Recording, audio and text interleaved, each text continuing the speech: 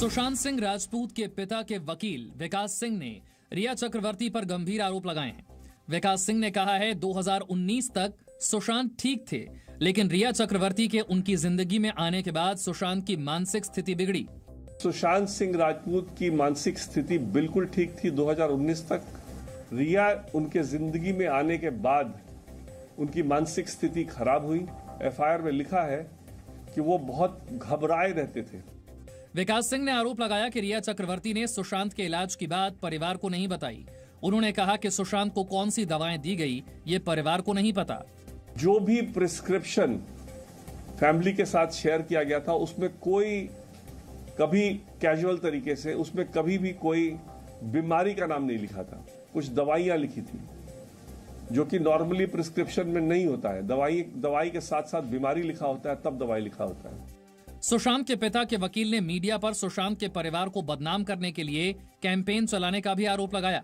उन्होंने कहा कि इससे आरोपी रिया को फायदा पहुंचाया जा रहा है। साथ ही सुशांत के नाम पर कोई फिल्म बनाने या किताब लिखने के लिए परिवार की इजाजत लेनी होगी। सुशांत सिंह राजपूत की बहनों के उन बयानों की कॉपी जी न्यूज के पास है जो उन्होंने मुंबई पुलिस को दिए थे। सुशांत की 3 बहनों नीतू, मीतू और प्रियंका सिंह ने यह माना है कि सुशांत लॉकडाउन में अच्छा महसूस नहीं कर रहे थे। सुशांत की बहन प्रियंका ने पुलिस को बताया कि सुशांत ने साल 2013 में मनोचिकित्सक को दिखाया था। वहीं नीतू सिंह ने मुंबई पुलिस को दिए बयान में कहा कि नवंबर 2019 में सुशांत अच्छा महसूस न करने की वजह से हिंदुजा अस्पताल के करसी चावड़ा से इलाज करवा रहे थे। मीतू सिंह ने अपने बयान में कहा कि सिद्धार्थ पिठानी ने उन्हें फोन कर सुशांत की आत्महत्या करने की जानकारी दी थी। मीतू सिंह ने कहा कि पिठानी ने उन्हें यह भी बताया था कि उन्होंने सुशांत के कमरे का दरवाजा खोल दिया है और सुशांत को पंखे से लटका पाया है। सुशांत की बहन मीतू सिंह ने मुंबई पुलिस को दिए बयान में यह भी कहा कि जब वो सुशांत के घर पहुंची तो वो बेड पर उल्टा लेटा हुआ था और हरे रंग का कुर्ता सीलिंग फैन पर लटका हुआ था। रिया चक्रवर्ती के पिता इंद्रजीत चक्रवर्ती से सीबीआई ने लगातार दूसरे दिन लंबी बातचीत की। इंद्रजीत चक्रवर्ती से आज 10 घंटे पूछताछ की गई।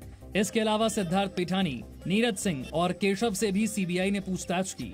वहीं रिया की ड्रग्स चैट के खुलासे के बाद नारकोटिक्स कंट्रोल ब्यूरो की कार्रवाई तेज हो गई है। मुंबई के बांद्रा में रहने वाले 20 साल के ड्रग पेडलर जैद को गिरफ्तार किया गया है। भारत सरकार ने चीन के 118 और मोबाइल ऐप्स पर पाबंदी लगा दी है। इनमें सबसे खास नाम गेमिंग ऐप पबजी का है। पबजी के अलावा Livik, Ludo all star, WeChat work, WeChat reading, app lock, carrom friends जैसे मोबाइल ऐप पर पाबंदी लगाई गई है। सूचना प्रौद्योगिकी मंत्रालय ने कहा, प्रतिबंधित किए गए ऐप्स के खिलाफ डेटा दुरुपयोग की शिकायतें थी। इन ऐप्स का डेटा कलेक्शन संप्रभुता और अखंडता के लिए खतरा था। प्रतिबंधित किए गए ऐप्स नागरिकों की गोपनीयता को हानि पहुंचा रहे थे। जो गलत चीजें हैं, हम माननीय प्रधानमंत्री जी के नेतृत्व में उसे भारत में किसी भी तरीके का राज करते हैं नहीं दिया जाएगा, भारत में घुसने भी नहीं दिया जाएगा। और बैन चाइनीज प्रोडक्ट, ये तो पूरे देश भर में एक मुहिम बन चुकी है, एक जन जागरण बन चुकी है। तो ऐसे ही ये चलता रहेगा। लद्दाख में चीन से तनाव बढ़ने के बाद चाइनीज मोबाइल ऐप्स पर प्रतिबंध की भारत की ये तीसरी कार्रवाई है। आज की कार्रवाई को मिलाकर अब तक 224 चाइनीज मोबाइल ऐप पर पाबंदी लगाई जा चुकी है। इससे पहले 29 जून को 59 और 28 जुलाई को 47 चाइनीज ऐप पर प्रतिबंध लगाया गया था।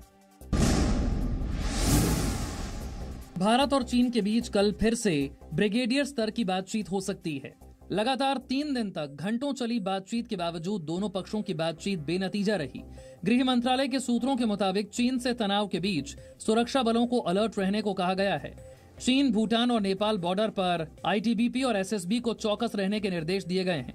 वहीं चीन के विदेश मंत्रालय ने भारत पर फिर से वास्तविक नियंत्रण रेखा के उल्लंघन और चीन के सैनिकों को उकसाने का आरोप लगाया है। कोरोना संक्रमण के बीच 17वीं लोकसभा का चौथा सत्र 14 सितंबर से शुरू होने जा रहा है। कोरोना संक्रमण को देखते हुए लोकसभा सत्र के पहले दिन सुबह 9 बजे से दोपहर 1 बजे तक सदन चलेगा और 15 सितंबर यानी एक दिन बाद सदन 3 बजे से शाम 7 बजे तक चलेगा। कोरोना संकट को देखते हुए लोकसभा और राज्यसभा की कार्यवाही में कुछ बदलाव भी किए गए हैं। मॉनसून सत्र में प्रश्नकाल नहीं होगा, लेकिन शून्यकाल रहेगा। विपक्ष ने प्रश्नकाल निलंबित करने का विरोध किया है। ये मांग करते आ रहे हैं कि इसी हालत में प्रश्नकाल ये शून्यकाल को समय की कमी के चलते कोई पाबंदी नहीं लगाना चाहिए। राज्यसभा पहले दिन यानी 14 सितंबर को दोपहर 3 बजे से शाम 7 बजे तक बैठेगी। इसके बाद से राज्यसभा की कार्यवाही सुबह